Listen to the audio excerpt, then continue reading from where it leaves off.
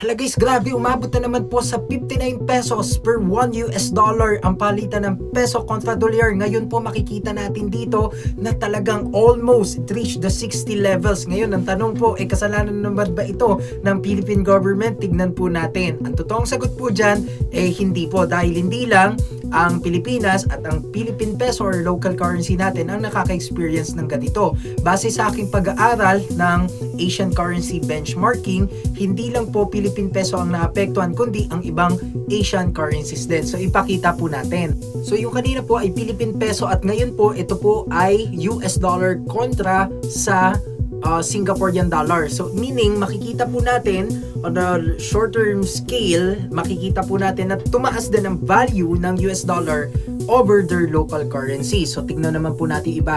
At ito naman po ang US dollar kontra Japanese yen. So makikita po natin dito na umangat din yung value ng US dollar over Japanese yen. So next po. At ito naman po yung US dollar over Thailand baht. So makikita po natin dito na umangat din yung US dollar kontra sa kanilang local currency. Ito naman ay US dollar over Malaysian ringgit. Kaya po makikita natin dito na tumaas din ang value ng dollar. Ito, US dollar kontra Hong Kong dollar. So makikita din natin dito na pataas ang dollar over sa kanila. Ibig sabihin, strengthen din ang US dollar. And lastly, US dollar kontra Indian rupee. So kung makikita nyo po, ang mga pinakita ko ay ang mga Asian currencies. So meaning yung mga currencies na ito ay nabibilang sa mga local currencies na nasa Asia. Ngayon, bakit ko po ito pinakita? Katulad nitong Indian rupee, no? Kasi dito natin makikita kung Pilipinas lang ba ang naapektuhan ng pag-strength ng US dollar, no? Dito natin makikita kung ang problema ba ng Philippine peso ay nasa local standpoint. Maybe there is a contributing factor to that, but then pag tinignan natin itong mga charts and study na ito, at ayan po, pag bumalik tayo sa US dollar over the Philippine peso, makikita natin dito na on the short term scale, at ito pag tinignan natin data dito sa baba at yung mga kaninang pinakita natin, ay hindi lang pala Pilipinas yung nagkakaroon ng pag-weak, no, ng kanilang local currencies, but also the other neighboring countries, no, here in Asia.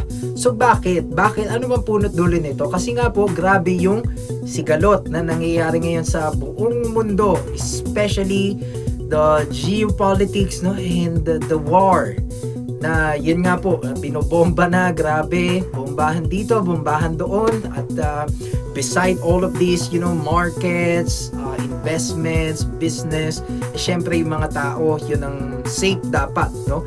But then, definitely, hindi maiwasan na may mga usapang politika na Pilipinas lang ba naapektuhan or yung mga ibang bansa din ba, buong mundo po, kasi tumataas ang presyo ng oil, ng gold, and safe haven assets including the US dollar. So kaya mapapansin po natin dito na grabe yung pagtaas, and sa tingin ko, yes, there is a big chance or possibility that the US dollar over the Philippine peso and the other neighboring currencies here in Asia ay tumaas din. Kasi nga po, there is a huge demand saan? Sa gold, sa US dollar, sa oil, and other commodities and safe haven assets. Okay? So pag may demand, tumataas ang presyo. Okay? So kasi po, maraming mga haka-haka ulit, maraming mga comments that, hindi naman totally nagbabasa at nag-aaral.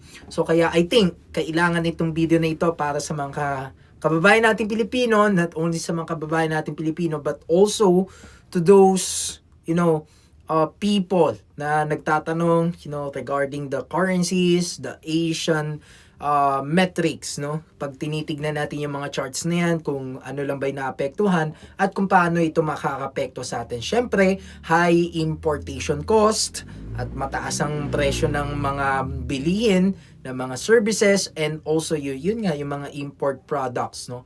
At syempre, yung transportation, lahat na, no? Dito sa Pilipinas, pag tumaas nga ang presyo ng mga currencies na yan over our local Philippine peso currency. So yun lang, I hope it helps, and I hope na enlightened kayo doon.